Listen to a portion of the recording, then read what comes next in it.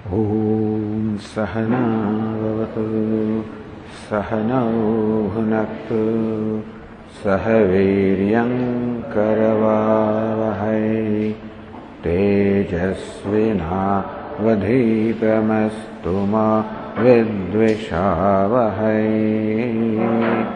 ॐ शान्ति शान्ति शान्तिः। ॐ पूर्णमदः पूर्णमिदं पूर्णात् पूर्णमुदच्यते पूर्णस्य पूर्णमादाय पूर्णमेवावशिष्यते। ॐ शान्ति शान्ति शान्तिः। विश्वं दर्पणदृश्यमाननगरे तुल्यं निजान्तर्गतं पश्यन्नात्मनि मायया बहिर्भूतं यथा निद्रया यः साक्षात् कुरुते प्रबोधसमये स्वात्मानमेवाद्वयम् तस्मै श्रीगुरुमूर्तये नमः। श्रीदक्षिणामूर्तये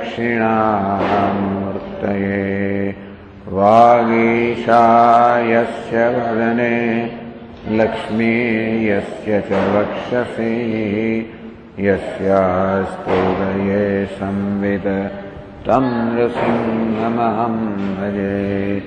ॐ नमः परमहंसास्वादित चरणकमलचिन्मकरन्दाय भक्तजनमानसनिवासाय श्रीराम विश्वसर्गविसर्गादि नवलक्षणलक्षितं श्रीकृष्णाख्यं परं धाम जगद्धाम नमामतं।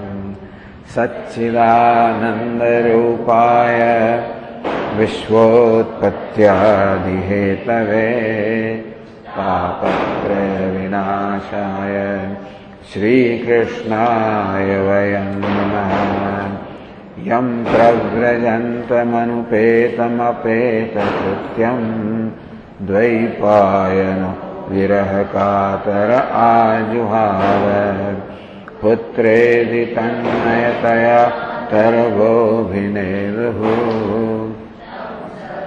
भूतहृदयं मुनिमानतोऽस्मि। संसारसागरे मग्नं दीनं मां करुणानिधे मामुद्धर भवार्णवात्। श्रीमद्भागवताख्योऽयं प्रत्यक्षः कृष्ण एव हि मया नाथ मुक्त्यर्थं भवसागरे मनोरथो मदीयोऽयं सफलः सर्वथा त्वया निर्विघ्नेन कर्तव्यः दासोऽहं तव केशव। सुखरूपप्रबोधज्ञ सर्वशास्त्रविशारद एतत्कथाप्रकाशेन मदज्ञानं विनाशय। जन्माद्यस्य यतोऽन्वयादितरतः चार्थेष्वभिज्ञस्वराट् तेने ब्रह्महृदाय आदिकवये सूरयः तेजो वारिमृदाय यथा विनिमयो यत्र त्रिसर्गो मृषा धाम्ना स्वेन सदा निरस्ततोकं सत्यं परं धीमहि।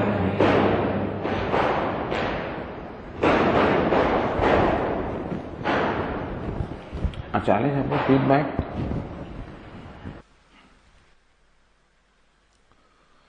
તો એકાદશ સ્કંદના આ 20મા અધ્યાયમાં ભગવાન જ્ઞાન યોગ, કર્મયોગ, ભક્તિ યોગ એની વાત કરી રહ્યા છે.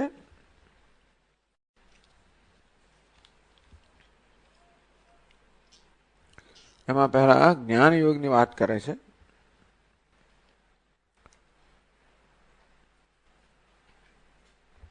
અસ્મિન લોકે વર્તમાન સ્વધર્મસ્થો નઘ શુચિ, જે પોતાના કર્તવ્યમાં નિષ્ઠ છે, જે નિષિદ્ધ કર્મ ન કરવાના કારણે નિષ્પાપ છે અને નિષ્કામ કર્મ કરવા માટે અંતઃકરણ શુદ્ધિ છે.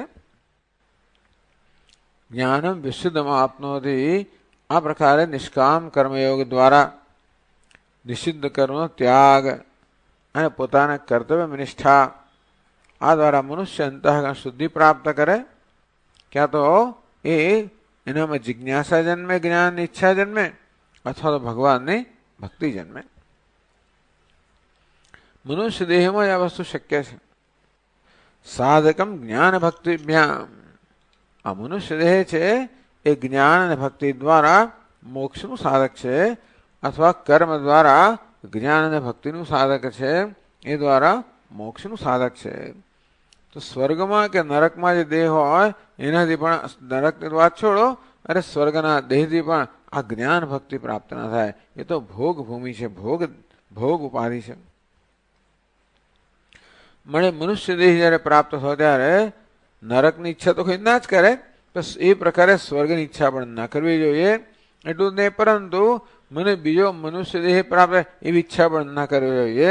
આ દેહ છે ત્યારે જ જન્મ મૃત્યુના ચક્રમાંથી મુક્ત થવાનો પૂર્ણ પ્રયત્ન કરવો જોઈએ. મર્ત્યમ, આ દેહ કેવો છે? મર્ત્ય છે. છતાં પણ અર્થ સિદ્ધિદમ, છતાં પુરુષાર્થની સિદ્ધિ કરી શકે એવો છે આ દેહ. પણ મર્ત્ય છે એટલે બહુ સમય નથી. અંતેથી મૃત્યો પુરા, મૃત્યુ થાય પહેલા અભવાય ઘટેત, અભવાય મોક્ષ માટેનો પૂર્ણ પ્રયત્ન કરવો જોઈએ.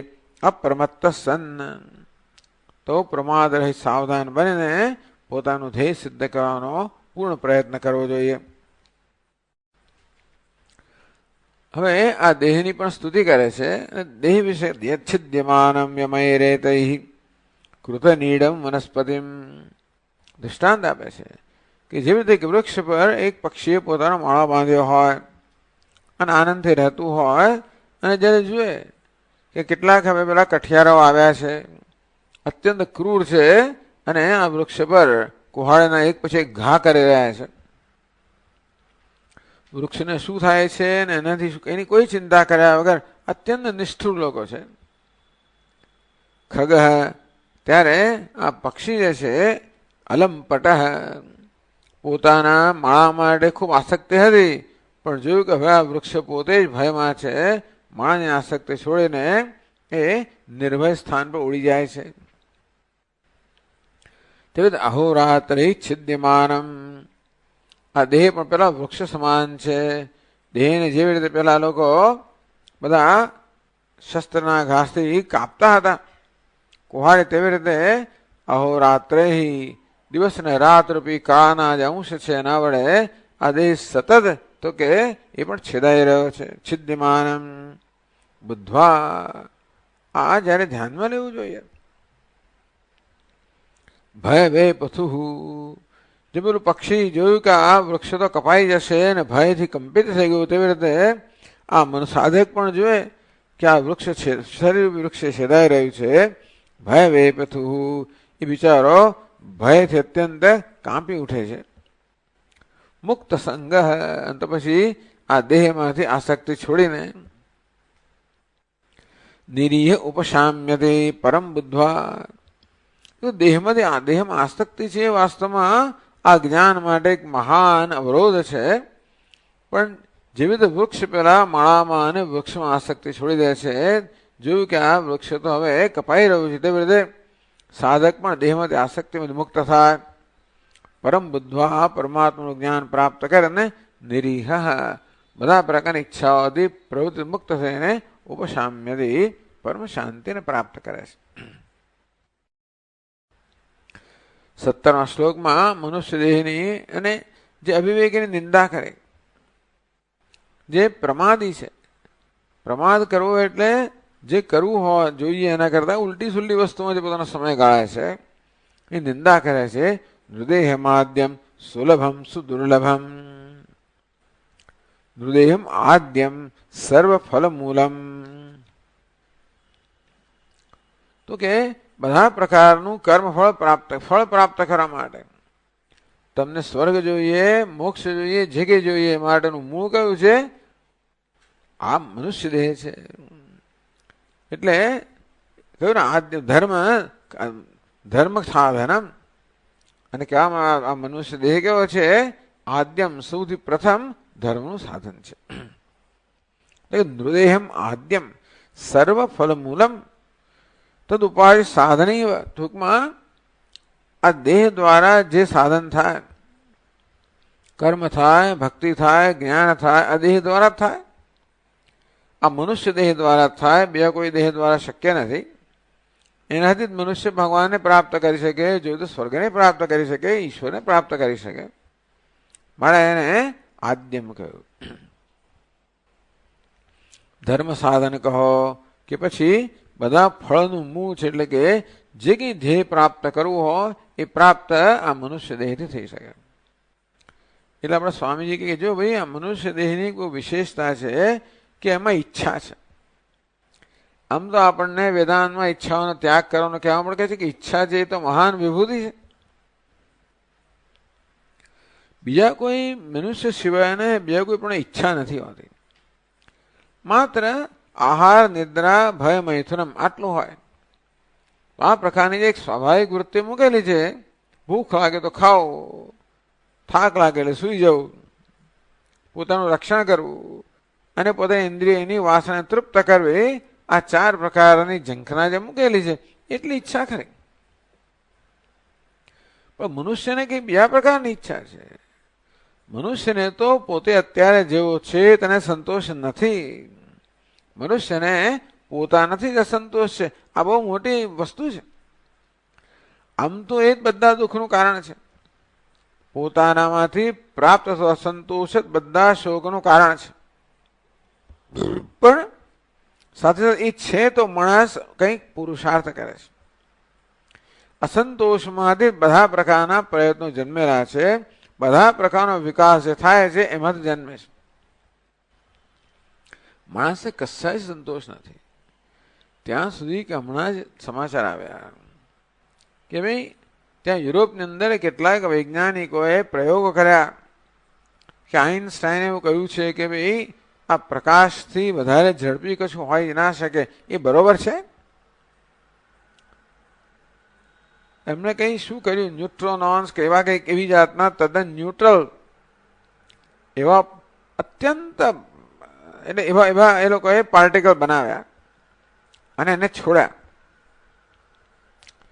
કઈ સ્વિટ્ઝરલેન્ડ, ઇટાલી, અને ગતિ એમણે માપી અને કહ્યું કે જરાક અરે પ્રકાશની ગતિ કરતા પણ જરાક વધારે ઝડપી છે. લોકો બહુ પ્રયોગ કર્યા, 15,000 એવા બધા પ્રયોગ, બહુ પ્રયોગ કર્યા.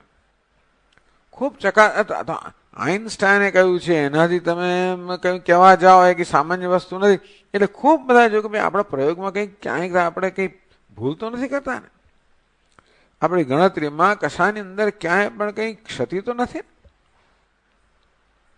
કઈ ક્ષતિ ના દેખાય એટલે છેવટે હિંમત કરે ને એમણે પોતાના પ્રયોગનું પરિણામ જાહેર કર્યું કે ભાઈ પ્રકાશની ગતિ કરતા પણ આ જે પાર્ટિકલ્સ છે એ કંઈક વધારે ગતિ ધરાવે છે.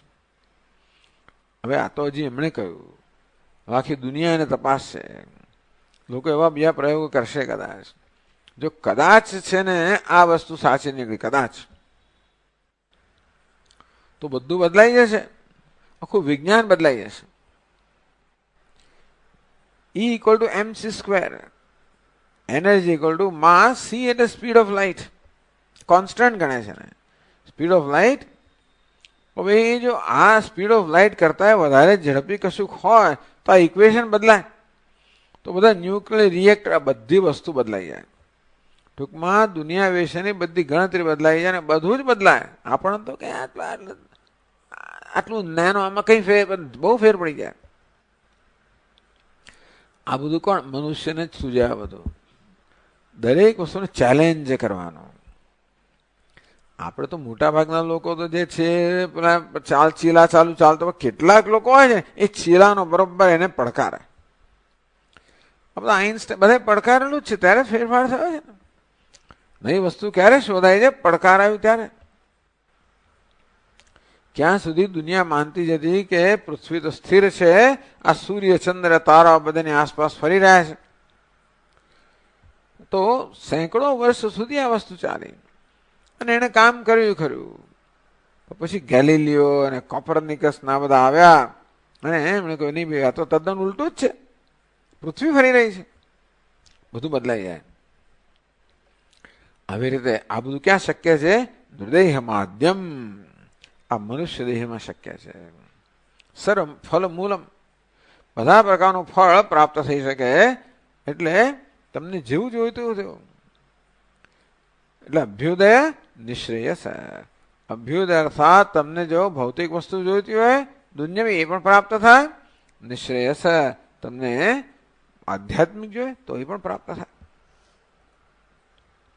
સુદુર્લભમ કે કરોડો જન્મ સુધી પ્રયત્ન કરો તોય ના મળે, પણ સુલભમ કોઈક રીતે મળી ગયું છે.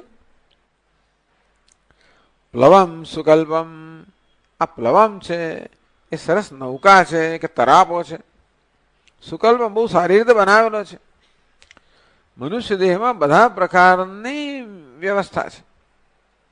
જ્ઞાનેન્દ્રિયો દ્વારા જ્ઞાન પ્રાપ્ત કરે, કર્મેન્દ્રિયો દ્વારા કર્મ કરે, અંતઃકરણ દ્વારા વિચારે, બુદ્ધિ દ્વારા જ્ઞાન પ્રાપ્ત કરે. બધું જ એની પાસે છે. સુકલ્પમ, ભગવાને બરોબર આનો જે શિલ્પી છે એ શિલ્પી બરોબર વિચાર કરે ને એને શ્રેષ્ઠ રીતે ઘડવે. કોઈ પ્રકારની એની અંદર ઉણપ ના રહે એ પ્રકારે ઘડવામાં આવ્યું છે. સુકલ્પમ, કલ્પ એટલે બનાવેલું, સુક સારી રીતે બનાવેલું. ઘણા લોકો આમ કશું બનાવે તો બહુ કાળજીથી કરતા હોય છે. શિલ્પી લોકો હોય, કેટલા સુથારો બધા હોય, કેટલા કારીગરો હોય. ઘણા બધા હિન્દુસ્તાનના કારીગરો જેમને પૂરું કરે, પણ કેટલાક લોકો હોય છે કારીગરો એકદમ કાળજીથી, ચોકસાઈથી, કોઈ પ્રકારની એની અંદર ક્ષતિ ના રહે એ પ્રકારે બનાવે. આપણે ત્યાં અમેરિકાના આશ્રમમાં મંદિર છે અને દરવાજા બનાવવાનું એક જણે સોંપેલું. એ દરવાજા એને એ કેટલી બધી કાળજી, એમાં પછી સરસ કમળ મૂકેલું છે. એટલે દરવાજો બંધ થાય એટલે કમળ થાય, અને પછી ખુલે એટલે કમળમાં, હૃદય કમળમાંથી ભગવાનના દર્શન થાય. પણ એને આખો એ દરવાજો એટલો વજનદાર છે, એને કેવી રીતે કઈ જાતના મિજાગ્રહ હોય છે, શું બધી વસ્તુ આમ બરાબર ગણતરી કરી કરીને આપણું તો પેલું બેસી ગયું હોત ને બંધ ના થતું હોત ને ફૂલી ગયું, જાત જાતનું કશું થાય જ નહીં.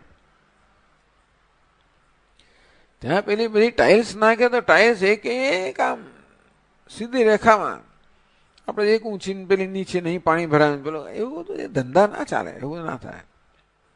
સુકલ્પમ એટલે જે કરે એમ બરોબર સારી રીતે ઘડાયેલું.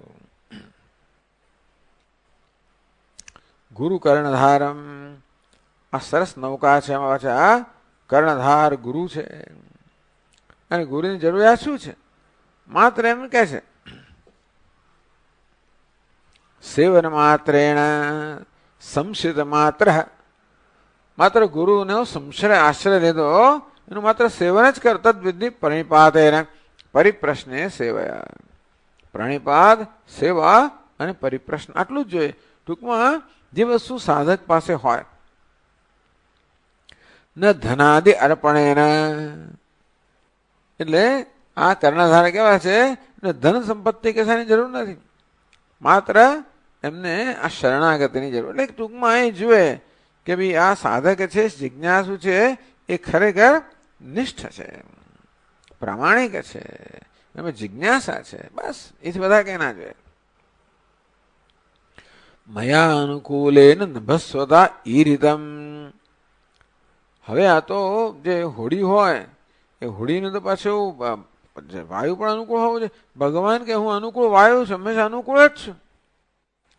હું ઈચ્છું કે ભાઈ આ સાધક મને પ્રાપ્ત કરે. એટલે આમાં આ જે યાત્રા છે માત્ર એકલા સાધકની જ નથી, પરંતુ ભગવાન પણ દરેક પગલે એની સાથે છે, અનુકૂળતા કરી આપે છે. કદાચ માર્ગની અંદર કે અવરોધ આવે એ પણ કદાચ અનુકૂળતા માટે જ હોય. કશીક વસ્તુ દૂર કરવાની હોય તો એવા અવરોધ આવે એટલે આપણે દૂર કરવું પડે. એટલે એ રીતે કઈ ને કઈ રીતે સીધી કે આ રીતે ભગવાન અનુકૂળ છે. મયા અનુકૂલ નભસ્વત, નભસ્વત એટલે વાયુ, નભસ્વતા વાયુ વડે ઈરિતમ પ્રેરિતમ, હું અનુકૂળ વાયુ છું, એના વડે આ નાવ છે એ પ્રેરિત છે. ટૂંકમાં આ સંસાર સાગરને તરવા માટે જે આવશ્યકતા હોય એ બધા જ પ્રકારની સામગ્રી અહીં આપવામાં આવી છે. અને છતાં પણ ભુવાન ભવાબ્દિમ ન તરે આત્મા, આ બધું હોવા છતાં પણ ભવાબ્દિમ ન તરે,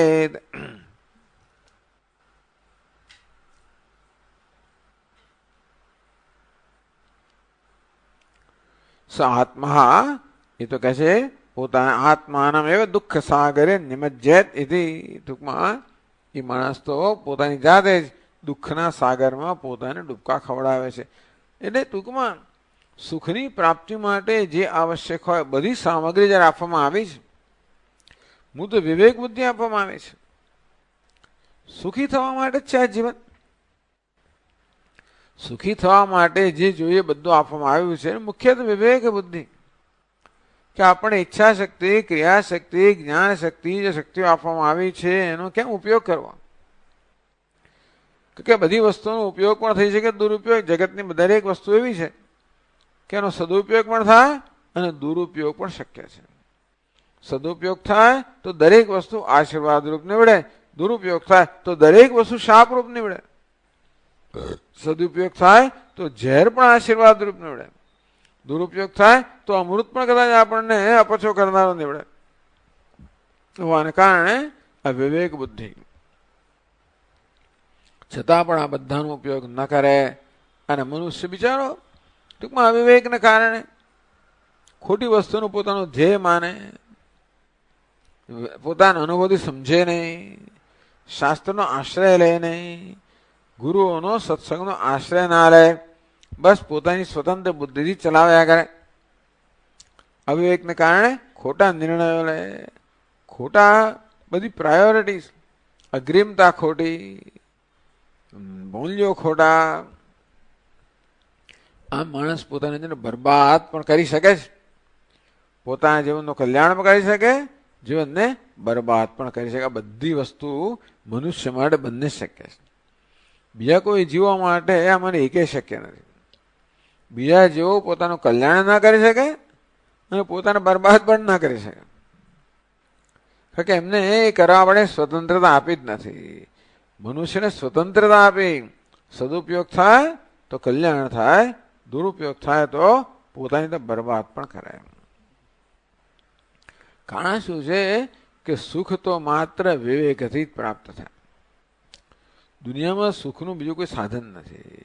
આપણું મન સુખનું સાધન છે, મન દુઃખનું સાધન છે. જે મનમાં વિવેક છે એને કારણે જેનામાં યોગ્ય મૂલ્યો છે, સમજ છે, સુખનું સાધન છે. બધી જ ગેરસમજ એમાંથી દુઃખ જન્મે અને સાચી સમજ સુખ જન્મે, બીજું કઈ નથી. આ પ્રકારે અવિવેકી મનુષ્યની નિંદા કરવામાં આવે. બસ હવે આ કર્યા પછી કહે છે કે ભાઈ એવમ તાવત અવિરક્તસ્ય વૈરાગ્ય દ્વારા જ્ઞાન ભક્તિ સાધકમ. ટૂંકમાં જે હજી વિરક્ત થયો નથી એને પહેલા વૈરાગ્ય પ્રાપ્ત કરવાનો. કેવી રીતે? નિષ્કામ કર્મયોગ દ્વારા. વૈરાગ્ય દ્વારા જ્ઞાન ભક્તિ સાધકમ, એ દ્વારા આ દેહ છે એ જ્ઞાન અને ભક્તિનું સાધક બને, એટલે કે જ્ઞાન અને ભક્તિ પ્રાપ્ત કરાવનાર બને. એવી રીતે કર્મયોગમ, ભગવાને કર્મયોગની વાત કરી. હવે જ્ઞાન યોગની વાત કરે છે અને પછી ભક્તિ યોગની વાત કરશે. ભગવાન કહ્યું હું જ્ઞાન એ કર્મયોગ, જ્ઞાન યોગ ને ભક્તિ યોગ. તો કર્મયોગની વાત થઈ ગઈ. શેના માટે? વૈરાગ્ય પ્રાપ્ત થાય, જે દ્વારા આપણને જ્ઞાન અથવા ભક્તિ પ્રાપ્ત થાય. તો હવે તો જેમને વૈરાગ્ય પ્રાપ્ત થયો, જ્ઞાનમાં જેમને રુચિ જન્મી છે, તો તસ્ય છે જ્ઞાન પ્રાપ્ત હે પૂર્વ કિંચિત કૃત્યમ. જ્ઞાનની પ્રાપ્તિ થાય પહેલા શું કરવું જોઈએ અને શું ટાળવું જોઈએ? તો જ્ઞાનની પ્રાપ્તિ થાય માટે પોતાના મન જે છે, મનને કેવી રીતે એને વશ કરવું જોઈએ, સાથે સાથે મનની ઉપેક્ષા ન કરવી જોઈએ. શું કરવું જોઈએ, શું ન કરવું જોઈએ, બંને ભગવાન કહી રહ્યા છે. ટૂંકમાં હવે આ જ્ઞાન યોગની સાધનામાં માર્ગદર્શન ભગવાન આપી રહ્યા છે કંઈક 9:9 શ્લોકની અંદર. એટલે હવે 18મા શ્લોકથી કહે છે આપણને, યદારંભેષુ નિર્વિણ્ણો, નહીં આપણો ટ્યુન તો બદલાઈ ગયો. યદારંભેષુ નિર્વિણ્ણો વિરક્ત સંયતેન્દ્રિય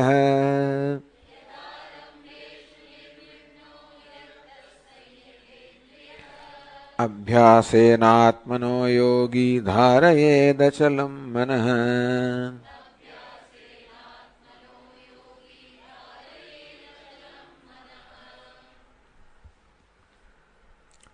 યદા આરંભેષુ નિર્વિણ્ણ, આરભ્યતે તે આરંભ, આરંભ એટલે કર્મ. કેવા પ્રકારનું કર્મ? સકામ કર્મ. ટૂંકમાં આ દુન્યવી વસ્તુઓની પ્રાપ્તિ માટે થતા કર્મને આરંભ કહેવામાં આવે. એટલે ભક્તમાળમાં કહેવામાં આવે કે ભાઈ આરંભથી સર્વારંભ પરિત્યાગી, બધા પ્રકારના સકામ કર્મ આપોઆપ જ છૂટી ગયેલા છે. આરંભ એટલે સકામ કર્મ. એટલે આ દુનિયાની આ બધી ઝંઝટ ને પ્રવૃત્તિઓ જયારે માણસ જોએ નિર્વિણ્ય, શું જો કે આ બધા કર્મ કરવાનો શું લાભ છે? આમ તો જો ધ્યાન ના રાખ્યો તો માણસ કોઈ ને કોઈ પ્રવૃત્તિ આપણું શોધી જ કાઢે. આપણો અહંકારો છે ને કશી ને કશી નવી નવી પ્રવૃત્તિ શોધ્યા જ કરે. અહંકાર સતત પોતાનો સંતોષ ઈચ્છતો હોય છે. અને અહંકારને એક જ વસ્તુમાંથી સંતોષ મળે, કોઈ ને કોઈ દુન્યવી સિદ્ધિઓમાંથી. એને કંઈક ધન સંપત્તિ, સત્તા, પ્રતિષ્ઠા, યશ, કીર્તિ આવું કંઈક જોઈતું હોય. અને તેથી હંમેશા જો આપણે ધ્યાન ના રાખીએ અહંકાર નવી નવી વસ્તુ શોધ્યા જ કરવાનો. એટલે મનુષ્ય જયારે આ કર્મ વિચાર કે શેને માટે આ બધો સમય ગાળી રહ્યા છે. આગળ તો કહ્યું કે આપણે જયારે જોઈએ કે ભાઈ આ દેહરૂપી વૃક્ષ છે, દિવસ રાત છેદાઈ રહ્યું છે, અને ત્યારે શું થઈ રહ્યું છે? શેમાં સમય ગાળી રહ્યા છે?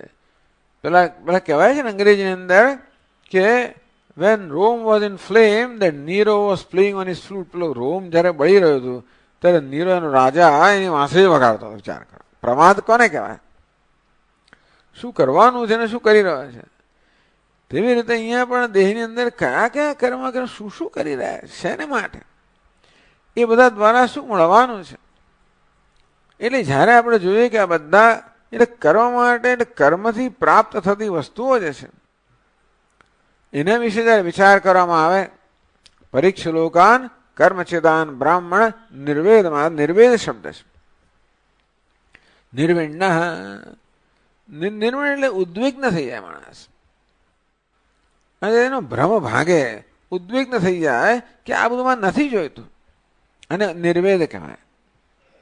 અમને વૈરાગ્ય જન્મે. પહેલા શું જન્મે? નિર્વેદ. એટલે કે આ બધી વસ્તુઓ માટે એને ઉદ્વેગ જન્મે, આ બધી વસ્તુ માટે એનો ભ્રમ ભાગે, અને તેથી આ વસ્તુમાં એની રુચિ ચાલી જાય. આરંભ એટલે કર્મ. કારણ કે કર્મ જે છે ને એ આ જ્ઞાન યોગની અંદર મહાન અવરોધ છે. જ્યાં સુધી મન આપણું પ્રવૃત્ત હોય ત્યાં સુધી જ્ઞાન યોગ માટે આવશ્યક છે કે આ મન સર્વ બધી જ પ્રવૃત્તિ મુક્ત થઈને આત્મામાં નિષ્ઠ ક્યારે બને? ત્યારે બધા પ્રકારના કર્મથી મુક્ત હોય. એટલા જ માટે શંકરાચાર્ય મહારાજ હંમેશા આ કર્મ સંન્યાસની વાત કરતા હોય છે. સંન્યાસ એટલે માત્ર કર્મ છોડવાની વિધિ નહીં, પણ મન બધા પ્રકારની પ્રવૃત્તિ મુક્ત થાય તો જ એ આત્મામાં નિવૃત્ત બને, એટલે આત્મામાં નિષ્ઠ બની શકે. એવું ક્યારે થાય? કર્મ માટે પહેલા આપણને નિર્વેદ જન્મ્યો હોય, ઉદ્વેગ જન્મ્યો હોય, દુઃખ જન્મ્યું હોય કે આ તો દુઃખ આપનારી વસ્તુ છે, મને મારે નથી કરવું, અને તો પછી મને કર્મની પ્રવૃત્તિ બની જાય. યદા આરંભેશુ નિર્વિણ્ન દુઃખ દર્શનેન ઉદ્વિગ્ન. આ કર્મ કેવું સતત દુઃખનું સાધન છે. કર્મ કરવામાં કેટલો પરિશ્રમ રહેલો છે. ચાલો એ તો બરાબર છે, પણ કર્યા પછી જે પ્રાપ્ત થાય એ પણ દુઃખનું સાધન છે. એવું છે ને, કર્મ બધી બહુ મહેનત કરીને આપણે જે કંઈ મેળવીએ ને, પછી ધન હોય, સંપત્તિ, સત્તા, જે કહેવાય એ બધું દુઃખનું સાધન છે. એ વસ્તુ છે ને, એ જેટલી આવે એટલો વધારે અસંતોષ જન્મે. આ વસ્તુ તકલીફ એવી છે. આ ધન, સંપત્તિ, સત્તા, પ્રતિષ્ઠા, જે કે દુનિયામાં સિદ્ધિઓ છે, એ જેમ વધારે મળતી જાય તેમ આપણને વધારે અસંતોષ જન્માવે ને વધારેમાં જોતરે. કોઈ દિવસ માણસ સંતોષ જન્મે જ નહીં. એટલે શંકરાચાર્ય મારે અર્થમ અનર્થમ ભાવાય નિત્યમ નાસ્તિ તત સુખલેશ સત્યમ. તું જેને અર્થ કહે છે ને એ તો બધું અનર્થ કરનારું છે. નાસ્તિ તત સુખલેશ સત્યમ, એમાં સુખનો લેશ માત્ર નથી એ તું જો. હવે ભાવના કર તો પછી બધા અર્થને પ્રાપ્ત કરવાનો કર્મ માટે પણ પછી તારો જે આ પ્રકારનો રસ, કારણ કે આ બધો ખાલી માત્ર પરિશ્રમ જ છે. પરિશ્રમ દ્વારા પ્રાપ્ત થયેલી વસ્તુ વળી પરિશ્રમ દુઃખ જ ઉત્પન્ન કરે છે. આ બધું જુએ ત્યારે દુઃખ દર્શને એનો ઉદ્વિગ્ન. બધી વસ્તુઓ કેવી દુઃખનું સાધન છે એ દર્શનથી જે મન ઉદ્વિગ્ન થઈ ગયું છે, અને તેથી કરવામાં આવે જેને કોઈ પ્રકારની રુચિ રહી નથી. એને કારણે તત્ફલેષુ વિરક્તશ્ચ. એને કારણે કર્મથી પ્રાપ્ત થતી બધી સિદ્ધિઓ માટે જેને વૈરાગ્ય દુઃખ હતા. પહેલા ખરેખર તો કર્મફળમાં વૈરાગ્ય જન્મે અને પછી કર્મમાં મુક્તિ. પણ અહીંયા જુદું કહ્યું, કર્મમાંથી નિર્વેદ જન્મ્યો એટલે કર્મફળમાં વૈરાગ્ય જન્મે. આમ તો નિર્વેદ ને વૈરાગ્ય આપણે એક જ ગણતા હોઈએ છીએ. પરીક્ષલોકાન કર્મચિતાન બ્રાહ્મણ નિર્વેદ માયા. કે કર્મથી પ્રાપ્ત થતી સિદ્ધિઓની બરોબર પરીક્ષા કરી ત્યારે આપણને એમાં નિર્વેદ જન્મે, વૈરાગ્ય જન્મે, એવું અર્થ ત્યાં કરવા. પણ અહીં નિર્વેદ ને વૈરાગ્ય બે કહેવામાં આવે. એટલે પહેલા દુઃખ દર્શનને કારણે ઉદ્વેગ જન્મે, પછી વિવેકને કારણે વૈરાગ્ય જન્મે. આ વૈરાગ્ય છે હંમેશા વિવેકમાંથી જન્મે. તો બે વસ્તુ કહેવામાં આવી, નિર્વિણ્ન વિરક્ત. પહેલા નિર્વેદ જન્મે, એને કારણે પછી વૈરાગ્ય જન્મે. વૈરાગ્ય એટલે શું? રાગનો અભાવ. ટૂંકમાં આ બધી વસ્તુમાં જે રાગ હતો એ રાગથી મુક્ત થઈ જાય અને દ્વેષથી પણ મુક્ત થઈ જાય વૈરાગ્ય.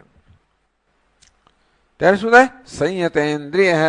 વૈરાગ્ય હોય તો મનુષ્ય ઇન્દ્રિય પર પ્રભુત્વ પ્રાપ્ત કરે. ઇન્દ્રિયો ક્યારે કાબુમાં આવે? મન જ્યારે કાબુમાં હોય ત્યારે. મન ક્યારે કાબુમાં હોય? રાગ અને દ્વેષથી મુક્ત હોય ત્યારે. કઈ વસ્તુ છે જે મનને વિચલિત કરનારી છે? રાગ અને દ્વેષ. વૈરાગ્ય એટલે રાગ અને દ્વેષમાંથી મુક્તિ. તો જો દુઃખ દર્શનથી વૈરાગ્ય જન્મે, વૈરાગ્યથી રાગ દ્વેષથી મુક્તિ જન્મે, અને પરિણામે મન શાંત બને તો ઇન્દ્રિયો પણ શાંત બને. સંયત ઇન્દ્રિય. યોગયુક્તો વિશુદ્ધાત્મા વિજિતાત્મા જીતેન્દ્રિય. ગીતામાં કહેવામાં આવે યોગયુક્તો વિશુદ્ધાત્મા. નિષ્કામ કર્મના કારણે અંતઃકરણ શુદ્ધિ. વિજિતાત્મા એને કારણે એને પોતાના અંતઃકરણમાં પ્રભુત્વ. અંતઃકરણ શુદ્ધ થાય ને સાત્વિક થાય એટલે અનુકૂળ બને, એટલે આપોઆપ આપણને એના પર પ્રભુત્વ આવે, અનુકૂળ બની ગયો. એને કારણે ઇન્દ્રિયો પણ આપણને અનુકૂળ બને. આમ સમગ્ર વ્યક્તિત્વ અનુકૂળ બને. એ કહ્યું વિરક્ત સંયત ઇન્દ્રિય. તો હવે જે જીતેન્દ્રિય બની, અર્થાત ઇન્દ્રિયો પણ અનુકૂળ છે. હવેનું મન તૈયાર છે. યદા હિ નેન્દ્રિયાર્થેષુ ન કર્મસુ અનુસજ્યતે સર્વ સંકલ્પ સંન્યાસી યોગારૂઢસ્તદોચ્યતે. ભગવાન કે જ્ઞાન માટેની જરૂરિયાત છે યોગારૂઢત્વ, વૈરાગ્ય. એટલે જ્યારે મનમાં કોઈ સંકલ્પ જન્મ જરાય ઇન્દ્રિયાર્થેષુ એને વિષયો પ્રત્યે વૈરાગ્ય જન્મ્યો, કર્મ પ્રત્યે નિર્વેદ જન્મ્યો. એટલે વૈરાગ્યને કારણે વિષયનો સંકલ્પ જન્મતા મને આ ભોગવવું છે, અને નિર્વેદને કારણે કર્મનો સંકલ્પ જન્મતો નથી. સર્વ સંકલ્પ સંન્યાસી. હવે શું કરવાનું? ઉદ્ધરેદ આત્મનાત્માનમ નાત્માનમ અવસાદેત.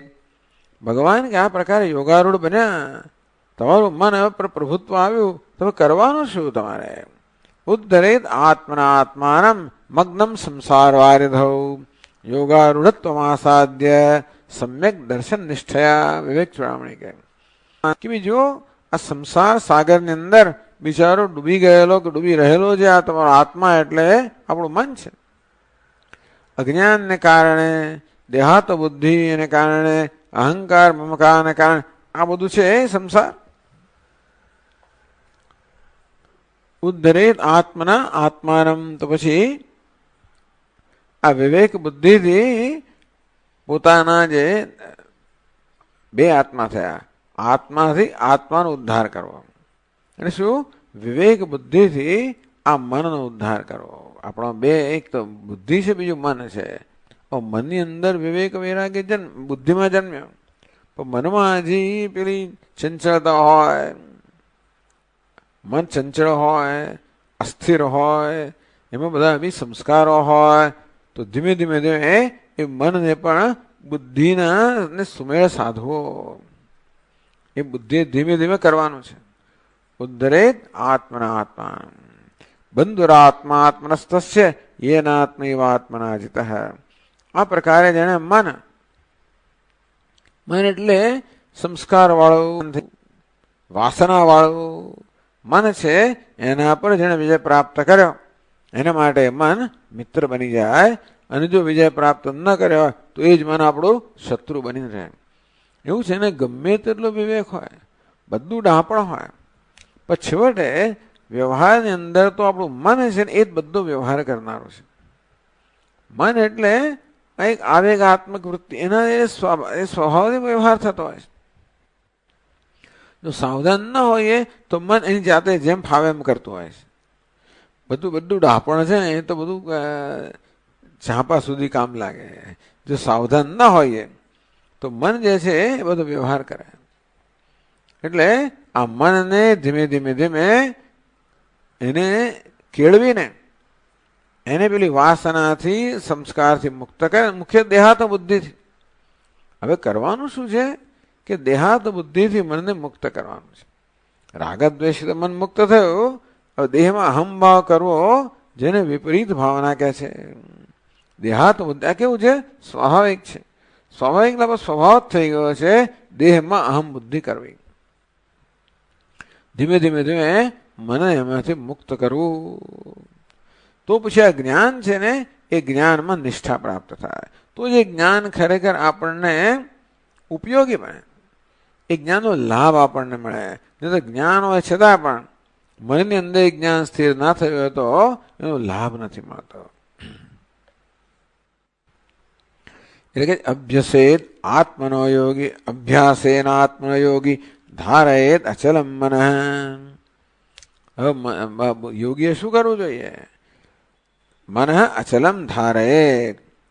પોતાના મનને અચલ બનાવવું જોઈએ, નિશ્ચળ બનાવવું જોઈએ, નિષ્ઠ બનાવવું જોઈએ. કેવી રીતે? અભ્યાસેન આત્મન.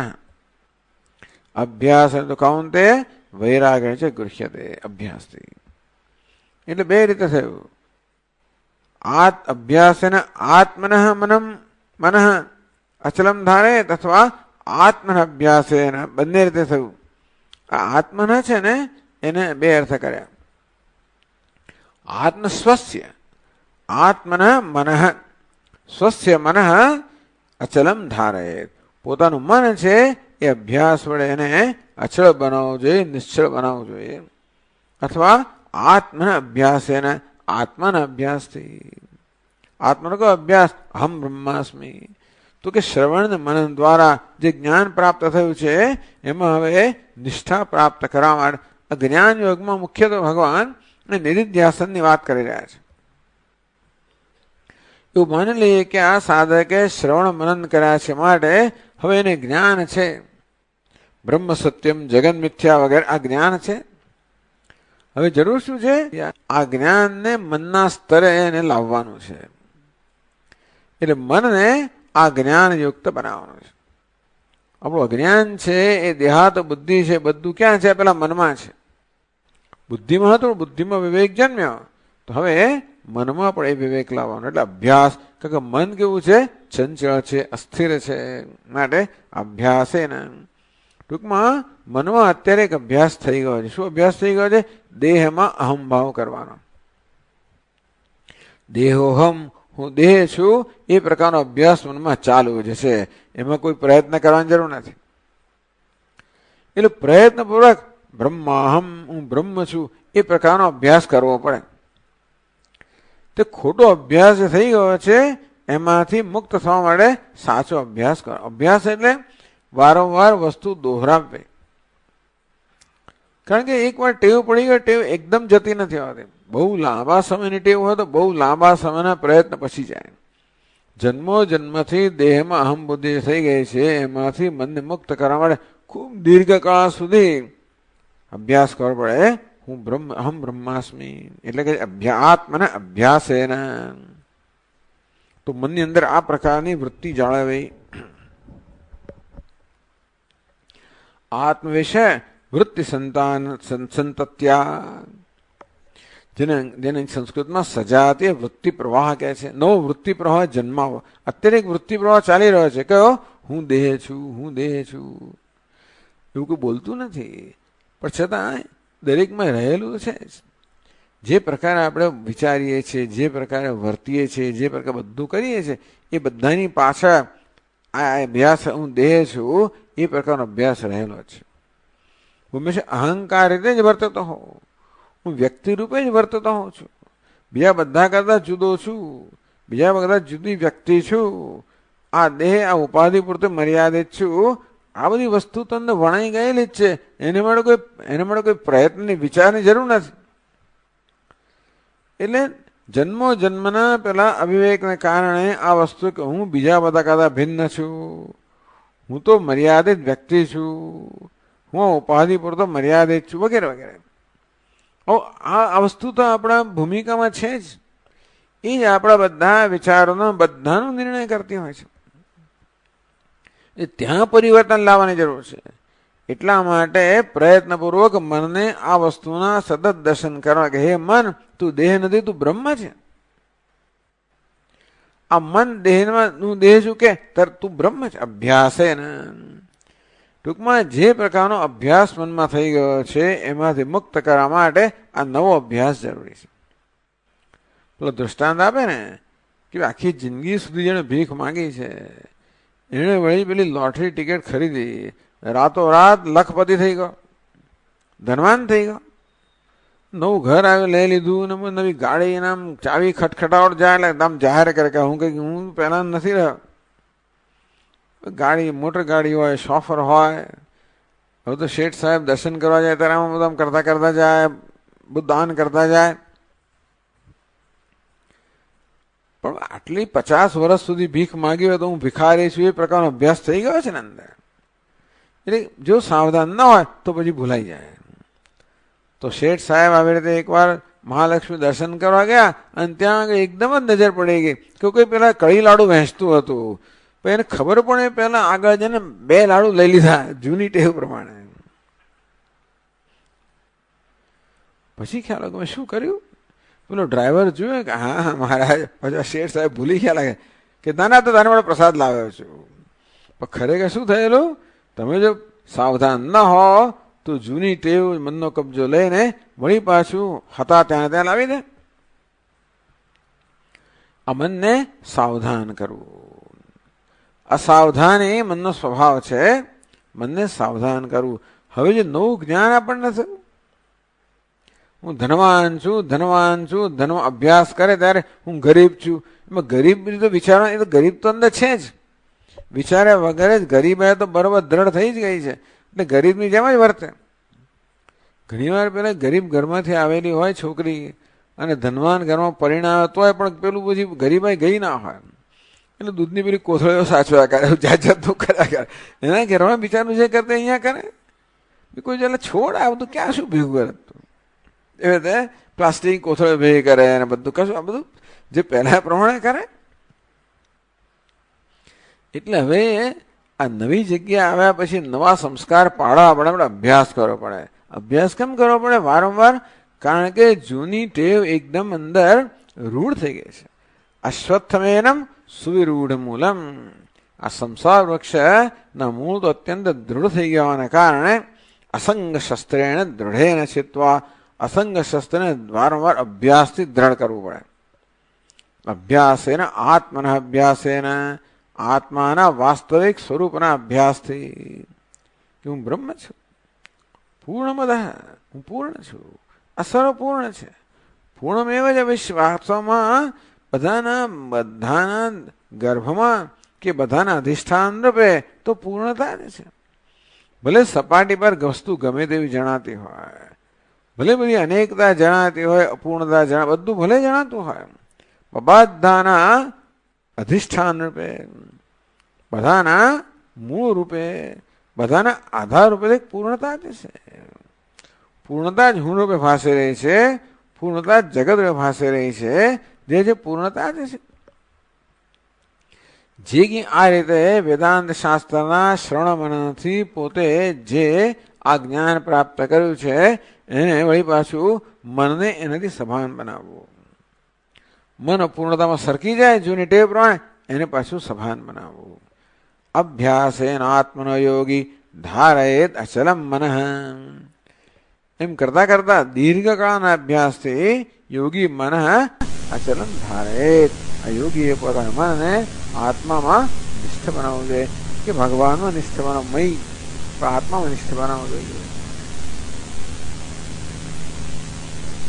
એટલે ભગવાને કહ્યું ને, શનૈ શનૈ પરમેત બુદ્ધ્યા ધૃતિ ગૃહીતયા આત્મસંસ્થમ મનઃ કૃત્વા ન કિંચિદપી ચિંતયેત. શનૈ શનૈ ઉપરમેત, ધીમે ધીમે ધીમે મનને ઉપરત કરવું જોઈએ. આત્મસંસ્થમ, આત્મમાં સ્થિર થયા પછી ન કિંચિત, કશું કોઈ ચિંતન ન કરવું. તો કરવું તો ખરું, પણ વળી પાછું મન પોતાના સ્વભાવ પણ ભાગી જવાનું. યતો યતો નિશ્ચરતી મનશ્ચંચલમ અસ્થિરમ. જો કોઈ કારણથી અસ્થિર અને ચંચળ અને અસ્થિર મન, મનશ્ચંચલમ અસ્થિરમ, મન ચંચળ છે, અસ્થિર છે. ચંચળ એટલે સતત હલ્યા કરે, અસ્થિર એક જગ્યાએ અસ્થિર રહે જ નહીં. નિશ્ચરતી, તમે એને આત્મસંસ્થ બનાવ્યું ખરું, તો નિશ્ચરતી એમ જ જતું રહે, કોઈ કારણ નથી હોતું. આ મનમાં ચંચળતાનું એવું છે કે એને કઈ લાડવો ત્યાં આગળ છે. આત્મસંસ્થ કર્યા પછી તો એ તો આનંદમાં નિષ્ઠ, પણ એ ચંચળતાને કારણે પેલા બાળકને સરસ સરસ વસ્તુ આની ભાવતી વસ્તુ ખવડાવતા હોય, એનો આનંદ લેતો હોય, તો એ પેલું પક્ષી ગયું ને પછી પેલું જ જતું રહે. એમ જ એનો સ્વભાવ છે. તે મનનો સ્વભાવ છે ચંચળ બની ગયો છે, અથવા અસ્થિર, અથવા તો હજી એનામાં પેલી કે વાસનાઓ રહી ગઈ હોય, સંસ્કાર રહી ગયા હોય, કે રાગ દ્વેષ રહી ગયા હોય. યતો યતો નિશ્ચરતી મનશ્ચંચલમ અસ્થિરમ. આ ચંચળ અસ્થિર મન જેવું કારણથી વળી પાછું નિશ્ચર બહાર જતું રહે, એટલે કે એની આત્મામાં નિષ્ઠ હતું બધું વળી પાછું ચલાયમાન થઈ જાય. તતસ્તતો નિયમ્ય તથા આત્મ્ય વશમ નહીં, એટલે તે કારણથી મન મુક્ત કરીને વળી પાછું આત્મામાં સ્થિર કરવું જોઈએ. એવું જ કંઈક ભગવાન અહીંયા આગળ એમની ભાષામાં કહી રહ્યા છે. આમાં કહેવામાં આવ્યું, અહીંયા આગળ કહે છે 19મા શ્લોકમાં,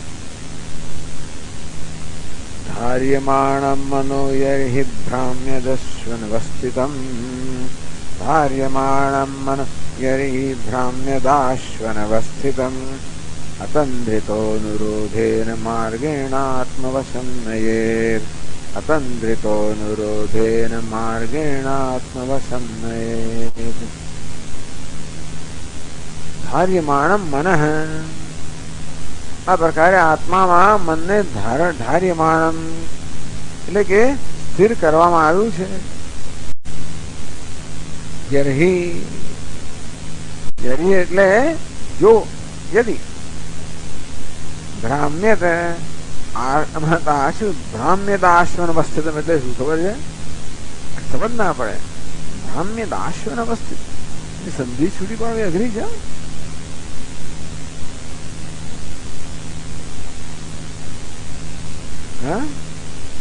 ભ્રામ્યત આશુ અનવસ્થિતમ. આશુ છે અંદર એને ઘુસાડી જતો એટલે ભ્રામ્યત આશુ અનવસ્થિતમ. આશુ એટલે ત્વરિત. તો આશુ ભ્રામ્યત તરત વળી પાછું ભ્રમણ કરવા લાગે.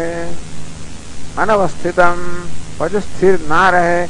ચંચલમ અસ્થિરમ. ભગવાન એવું કહ્યું યતો યતો નિશ્ચરતી મનસ ચંચલમ અસ્થિરમ. અહીંયા જ કહ્યું ભ્રામ્યત કહો એટલે ભ્રમણ કરનારું ચંચળ હોય.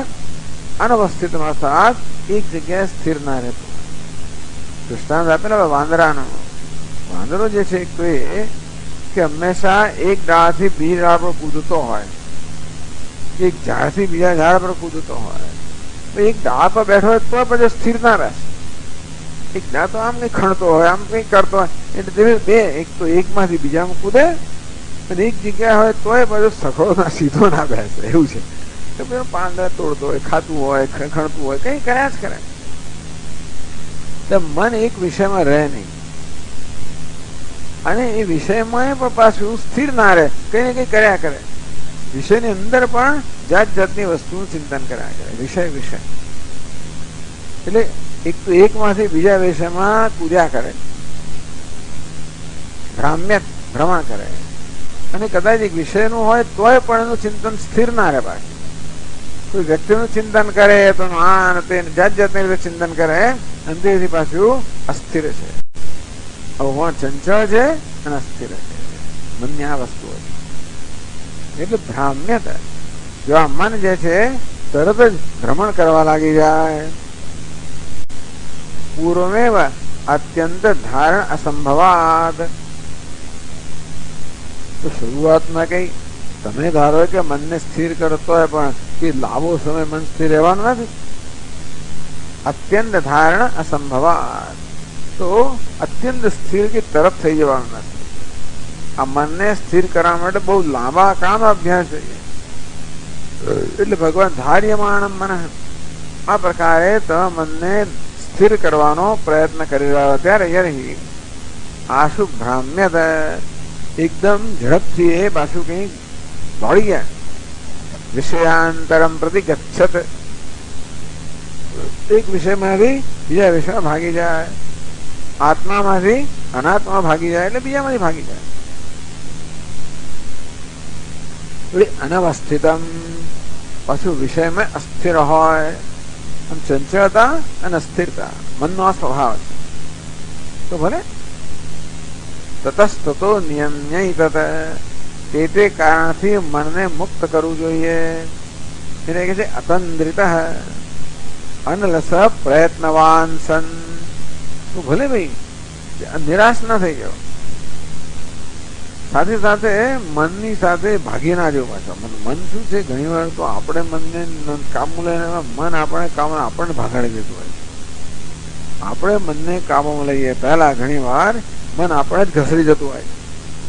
એટલે કે સાવધાન રહેવું કે મનનો સ્વભાવ છે કે મન એક જગ્યાએ સ્થિર ના રહે, વળી પાછું ભ્રમણ કરતું હોય.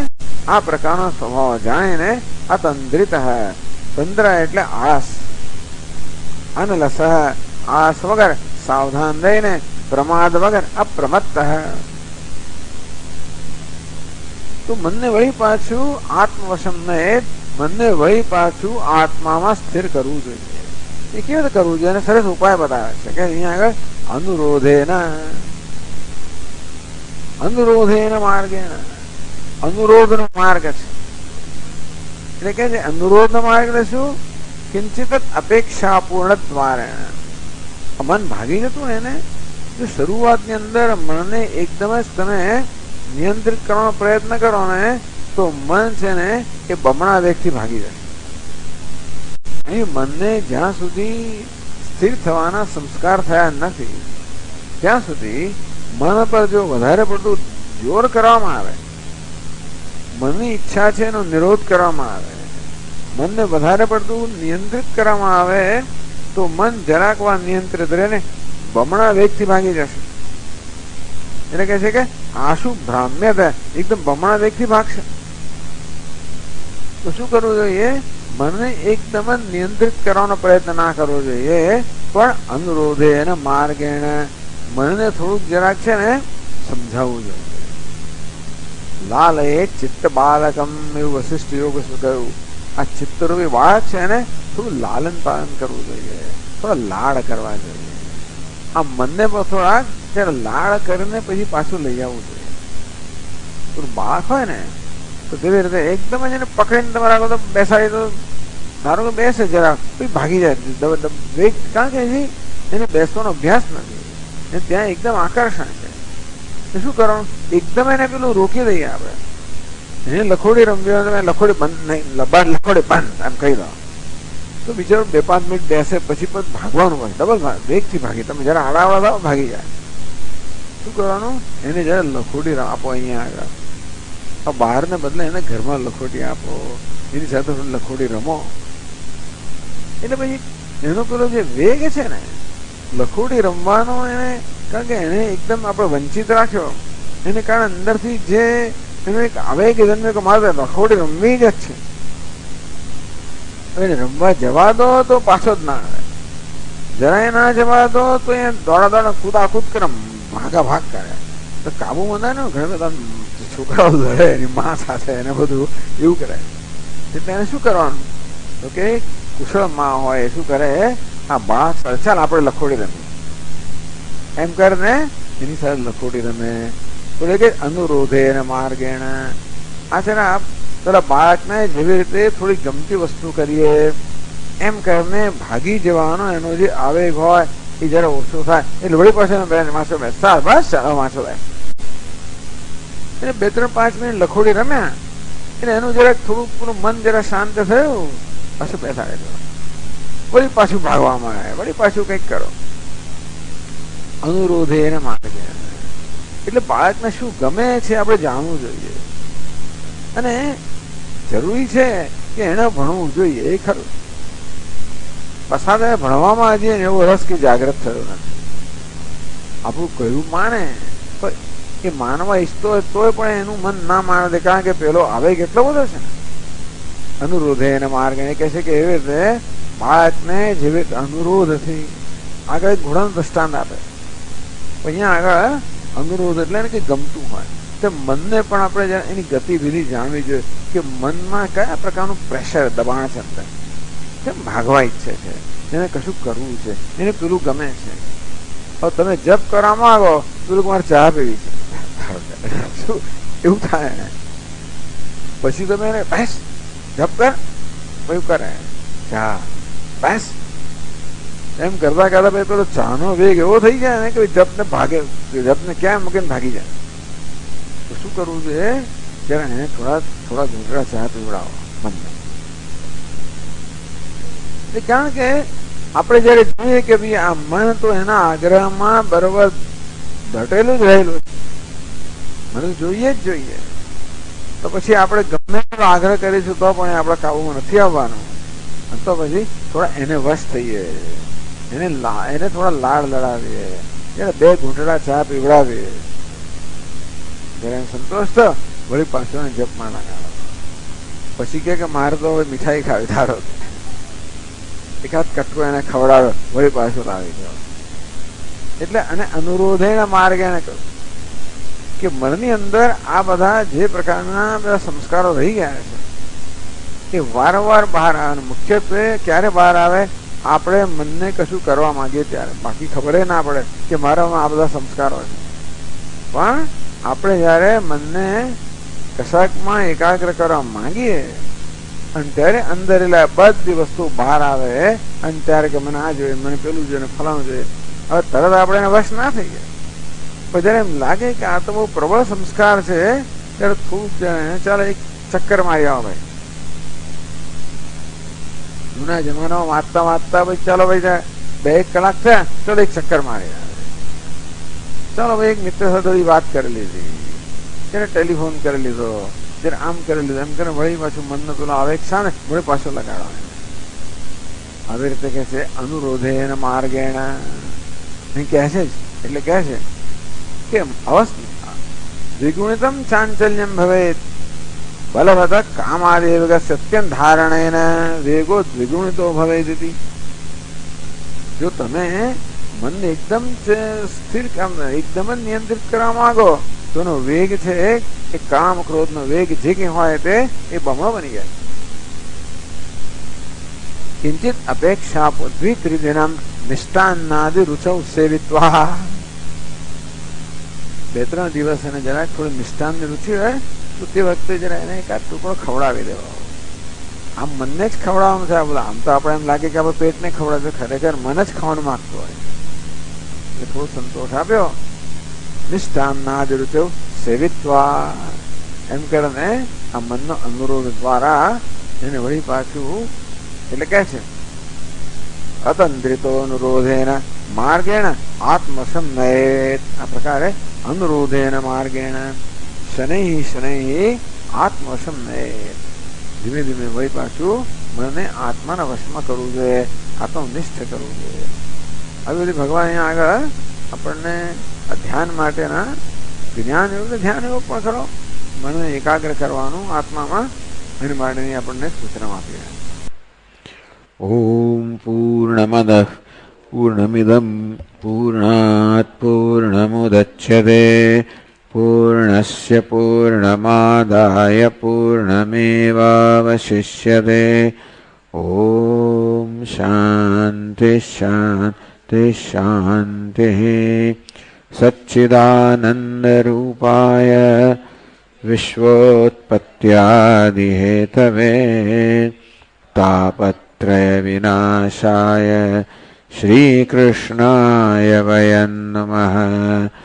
જન્માદ્યસ્ય યતોન્વયાદિતરતઃ ચાર્થેષ્વવિઘ્નસ્વરાટ તેને બ્રહ્મહૃદાય આદિકવયે મુહ્યન્તિ યત્સૂરયઃ.